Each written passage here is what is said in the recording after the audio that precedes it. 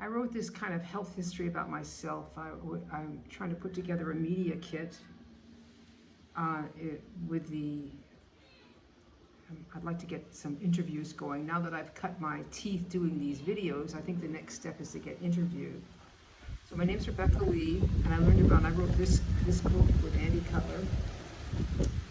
And I learned about chronic mercury poisoning from being poisoned myself, as are many, many people from my generation who started getting amalgam dental fillings when they were children and now populate memory care facilities and nursing homes. I started getting dementia in my 50s, along with a bunch of other untoward symptoms that came and disappeared and changed all the time.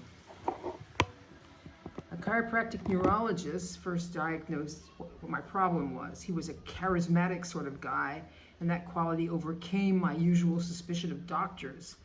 Of course, how was I to know anything about mercury poisoning or the difficulties and dangers of how to detox it? He told me it was okay to take chelators once a day and with amalgam fillings in my mouth. When I did this, I started weeping all day for no particular reason, so I stopped and regrouped. Thank goodness for the internet.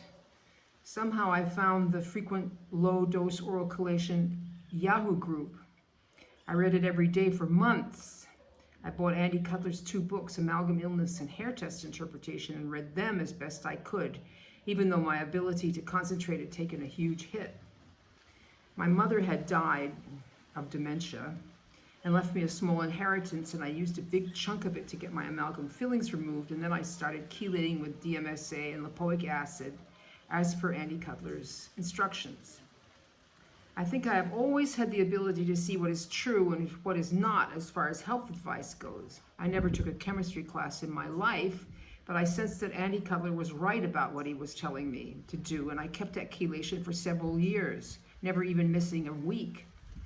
Right away, people started telling me I was, quote, aging backwards. And over the years that I followed Andy's protocol, everything about me got better. Mercury is a very strange toxin and influences people's personalities in ways they can't even perceive until they get it out. People on the autism spectrum worry that chelating will make them lose something about themselves that they hold dear, some important part of who they are. Well, I stopped getting dementia, so I'm pretty happy about that. And I don't suffer from chronic anxiety anymore or depression. But I'm still pretty eccentric, I tell them, and that seems to reassure them. When I started on this journey, I was sluggish and overweight, running a dysfunctional business, married to a high-functioning alcoholic, and was chronically exhausted, anxious, and depressed. Now I am 75, 20 pounds lighter, and married to a man who's not even 50 yet. We live in a guest house he built in a village in Portland Parish, Jamaica. Sometimes we go out dancing, and at one party we went to, he told me that if he told the guys at the bar that I was 75 years old, we would get free drinks for the rest of the night. So that is a humongous change in actual reality that has happened to me. And yes, I attribute that to following the Andy Cutler protocol and getting mercury out of my system.